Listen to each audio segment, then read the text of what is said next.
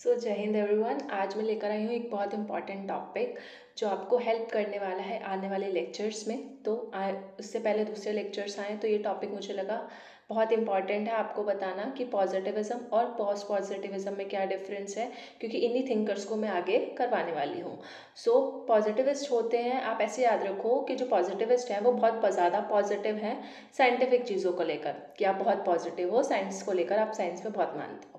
ठीक है, तो वो हर चीज़ को साइंस से रिलेट करके देखेंगे। कोई भी वो सोशल फैक्ट स्टडी करेंगे तो वो साइंटिफिक वे में करेंगे। नेचुरल साइंसेस में वो बिलीव करेंगे, उनका पूरा स्ट्रक्चर। प्लस वो ये बोलते हैं कि जो भी रिसर्चर होता है, पॉजिटिविस्ट रिसर्चर, वो एक इंडिपेंडेंट ऑब्जर्वर होता है। मतलब उसमें किसी भी तरीके का बायसनेस नहीं होता। जो उसके सामने जो जैसा दिख रहा है, ऑब्जर्व कर रहा है, वो वैसे ही उसको जॉट डाउन कर लेगा। ठीक है, पर पोस्ट पॉजिटिविस्ट बोलते हैं ऐसा नहीं है कि हर रिसर्चर एक इंडिपेंडेंट ऑब्जर्वर नहीं होता। उसके आइडियाज़, जो भी वो ऑब्जर्व कर रहा है, वो कहीं ना कहीं इन्फ्लुएंस्ड होते हैं उसकी आइडेंटिटी से, उसके बैकग्राउंड से, उसके कल्चर से। मतलब हर चीज़ को देखने का नज़रिया हर बंदे का अलग होता है। सेम सिचुएशन को मैं इस सिचुएशन को इस नज़रिए से देख रही हूँ, मैं उसमें कुछ नेगेटिव देख रही हूँ, पर सेम बंदा वही सिचुएशन में कुछ पॉजिटिव ढूंढ लेगा, तो वो पोस्ट पॉजिटिविस्ट हो गया।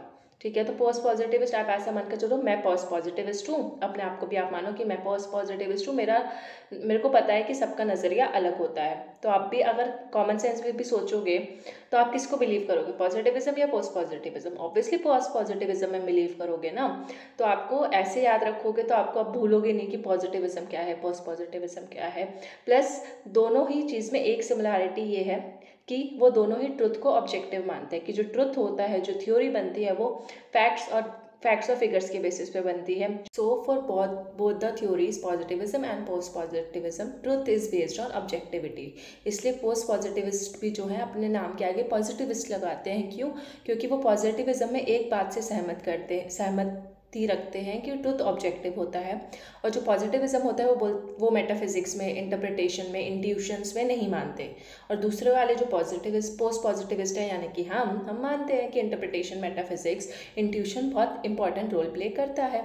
तो वैसे तो उसमें बहुत सारे डायमेंशन है इस थ्योरी में, लेकिन जो मेन ये फैक्टर है ना, ये याद रखोगे ना तो आपको ये आराम से हो जाएगा याद। अब मैंने क्यों बताया ये सारा पूरा कॉन्सेप्ट, आपको डिटेल में नहीं पढ़ेंगे, इस थोड़ा सा एक ओवरव्यू इसलिए दे दिया ताकि आपको आने वाली वीडियो में हेल्प हो। पॉजिटिविस्ट में हम अगस्त कॉमते पढ़ने वाले हैं, J.S. मिल हो गया, ठीक है, हर्बर्ट स्पेंसर हो गया। वेयर एज पोस्ट पॉजिटिविज्म में कार्ल पॉपर, थॉमस कुन, पॉल फेरा, ये सब हमें पढ़ने हैं। ये छोटू सा डिफरेंस, बेसिक डिफरेंस आपको पता होना चाहिए कि जो पॉजिटिविस्ट हैं वो एक और चीज़ कि कॉजुअल रिलेशनशिप बनाते हैं हर फैक्टर्स के बीच में, क्योंकि वो साइंटिफिक चीज़ों में बिलीव करते हैं ना, तो वो हर चीज़ को जनरलाइज करने की कोशिश करते हैं। साइंस जो है गलत नहीं हो सकता, और हर कॉजुअल रिलेशनशिप चाहे, मतलब वहाँ पॉजिटिविज्म की बात हो रही है। एक्सपेरिमेंट करते हैं, सर्वे करते हैं, नॉन पार्टिसिपेंट ऑब्जर्वेशन करते हैं। और इसको डिटेल में आपको जब समझ आएगा जब हम इनके थिंकर्स करेंगे।